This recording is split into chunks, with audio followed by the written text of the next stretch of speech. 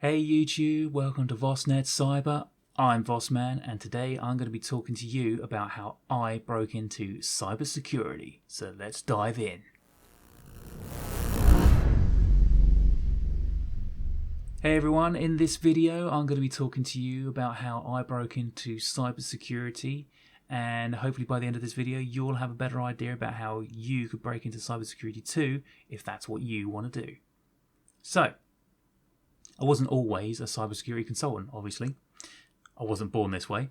So how did I end up in this industry? And to be honest, I didn't even know I wanted to end up in this industry to start off with, but it's where I ended up. And so how did I end up in this industry? Well, the simple answer is that basically I thought it looked cool, and I still do think it looks cool. It is cool to work in this industry. I haven't been in this industry all that long, but long enough to have picked up enough knowledge now that I can probably give this information to you guys and know that what I'm telling you is the truth and feel good about it, confident about the fact I'm telling you this. So yes, I wasn't always, like I say, always interested in being a cybersecurity consultant, but I have always been interested in IT and computers ever since I was little, ever since I was about 4 years old and I was sat in front of the BBC microcomputer. What's one of those, I hear many of you ask?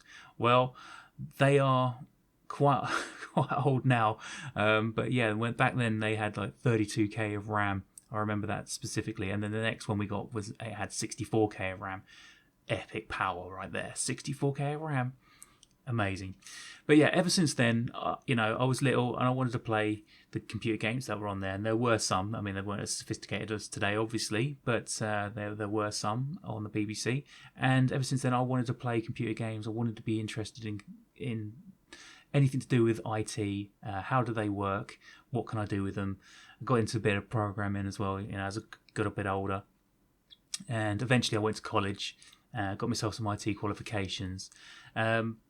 But at that point, I decided that I wasn't going to go to university. And I wanted to bring that up because I think that it may be relevant to some people that may even be thinking about transitioning into cybersecurity later on in life. But it's also relevant to people that left college at that time, or it's relevant to knowing that you don't need to go to university to get into this industry. It's not a prerequisite. I bring that up now because I want to bring that up a bit further down the line in this story. So just bear that in mind, that you don't have to have gone to university, and I didn't.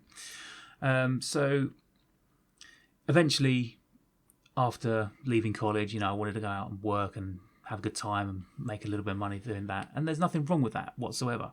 And eventually I ended up working in the industry where I was working alongside some of the large consumer games production companies. So large companies like EA, Ubisoft, Activision, and PlayStation. Predominantly, I worked alongside PlayStation quite a lot.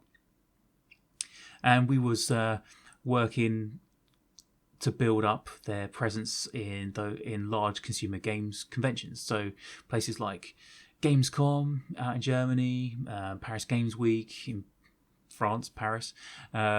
Then we had Eurogamer, which was in London. That's in Excel. And we did a couple of times out in E3 LA as well. So, it was good. It was fun. I really enjoyed doing that kind of stuff. But then, I got to thinking after a little while that this wasn't the kind of IT that I wanted to do. I was doing more project management-y type stuff at that point. And I thought, well, what is it that I do want to do? And I got to think about it. I thought, well, hacking looks pretty cool. The way to be able to manipulate an IT system or an application in a way that it's not supposed to be doing something, that's powerful, right? That looks cool. I want to do that. Now, obviously, I didn't want to break the law. I didn't want to harm anyone or anything like that, or harm any systems or anything like that. So how do you go about doing this stuff and making, a career out of it? Well, cybersecurity. Here we are. Pen testing, ethical hacker, those sorts of terms all apply to this sort of role. And so how do you get into it? Well, the first things first, even if you've got a bit of an IT background in anything, getting into cybersecurity is a bit tricky because you have to have experience in it, but you can't get experience in it without being in it. And there's always that chicken and the egg side of things. So there is that tricky side of things. But also the fact that you've got IT knowledge as well, or an IT interest, that's a good baseline. But you're going to need to learn a lot of stuff really quickly. And it can take you a good 6 months to a year to really get a grasp on what you need to be doing. Because if you've ever worked in the IT industry before, you'll know that you're basically building an IT infrastructure or a web application or some sort of solution that you're building. And you build it to the specifications that either the customer wants, you want. You do it to how the vendor tells you how to build this kind of stuff. And you're building something to the best of your knowledge, and it works. Whereas cybersecurity, you're kind of turning it on its head a little bit, and you're looking at it and thinking, right, well, how can I break this? How can I pull it apart? How can I get it to do things that it isn't supposed to be doing, or shouldn't be doing? And how would an attacker approach this? So it's kind of a little bit around the other way, and you have to get that into your head first. And to do that, you have to study the methodologies, study the idea about how this is supposed to be approached. And once you've got all that kind of knowledge as a baseline, you then need to start trying to work out how you're going to break into the industry. So here's my first tip. Once you've done your bit of research and you're studying, which everybody needs to do, I mean, I suppose that's point one tip. That's the first tip. The real first tip, though, is once you've got that, approach companies that you want to work with. There's no point just relying on somebody else to try and get you the interviews, because you'll end up in front of people that aren't really interested in your skill level or your approach. What you need to do is be proactive, promote yourself. Go out there and tell people what you can do, how you can do it, and how you can help them. Now, even if that means, like in my particular instance, I didn't have all of this IT skill set requirements that I needed to be a cybersecurity consultant, but I did have something that they didn't have, and that was some ability to be able to do some project management type stuff. So I needed to help them do some project management stuff with them to help me transition into cybersecurity, and that's how I broke into it. Now, obviously, that's not going to be the same case for everybody else, but there will be skills and things that you know how to do that will get you into this industry. But the first things first, always promote yourself. Get out there, put your name in front of people, and start talking to companies that you want to work with. They'll always have some sort of advice they can give you, even if they can't put you on the track straight away. They'll give you an idea about where you need to go and study a bit more, research, whatever you need to do. Go and speak to these guys because they're in the industry and they know what they need from you. So go and be proactive. That's tip number one. So anyway, once you've got past that point, you want to break in, and you've broken in, and now you're thinking, right, where do I go from here? Well, there's so many different facets to this industry that you could be working in, so you need to sort of start your process of learning exactly a baseline of everything. It feels epic. It feels like you're never going to get a handle on it, because it can be quite overwhelming sometimes. There is so much to learn, from infrastructure, applications, mobile technologies. There's so much out there that you can do. And once you've got a good grasp of the basics of all of those, then you can really start to focus in on where you actually really want to put your abilities. So if you were really interested in infrastructure, for instance, you could really focus on network kind of infrastructure type stuff. Or if you really got into web development type stuff, then that's the place that you want to focus. Then you go that way and go for web apps. And that's really where it comes down to. So tip number 2 would be really be prepared to be learning a lot, because is a lot to learn. Now, what happens is that you tend to find that a lot of people come in from, like I mentioned earlier, come in from university. They tend to have done a computer science degree, and they've got a fair bit of knowledge. The computer science degree is a good qualification to have. It definitely will stand you in good stead in this industry. But what everybody finds is no matter which route you came in, there's still a heck of a lot to learn. It's like trying to pass your driving test. We can all learn how to pass that test. We practice and practice on the theory. We practice on a little bit of practical stuff, maybe doing some virtual machines and stuff like that.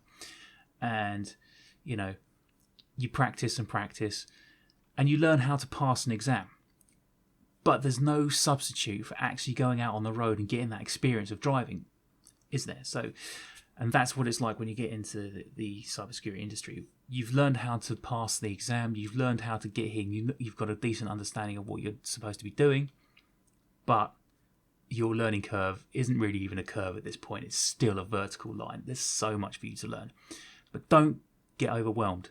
Here's my tip number 3. Don't be overwhelmed. Don't let it get to you too bad. There's everybody else in this industry has gone through exactly the same thing. They've still had to learn, and they are still learning. There is not one person in this industry who is not still learning something new every day, because there's always something to learn. Technology and devices and applications and everything like that, it's evolving every day. And the way people or attackers get around these security mechanisms, or the way things work, is changing every day. Their attack profiles change every day, so there's always something new to learn. There's always something for us to move, and it's fluid. So here are my final 3 tips then for you. 1, be proactive. Be prepared to go out there and put your name out there. That's really important for you to do. 2, be prepared to learn, and be prepared to learn a lot all of the time. You're going to be studying all of the time. There's always something for you to learn. I cannot stress that enough. But 3, try not to let that overwhelm you too much. Just remember that everybody else in the cybersecurity industry is doing exactly the same thing that you are. And they feel overwhelmed too sometimes. They feel under it sometimes. But there's always somebody there to help you. Don't forget that. Those are my 3 main tips for breaking into cybersecurity, and my story about how I did it. But the main one is definitely you're going to have to go out there and learn and be proactive and put your name out there. Okay? So if anything there actually helps you, that'd be great. If you could drop a like and subscribe, that would be brilliant. If you've got any questions, feel free to drop them in the comments section, and I'll be happy to answer those questions for you as best I can. So anyway, this has been the first video for vosNET-Cyber. I've been VosMan. You take care of yourselves out there. Be good to each other. Be kind. And I'll see you in the next one. It's VosMan signing out.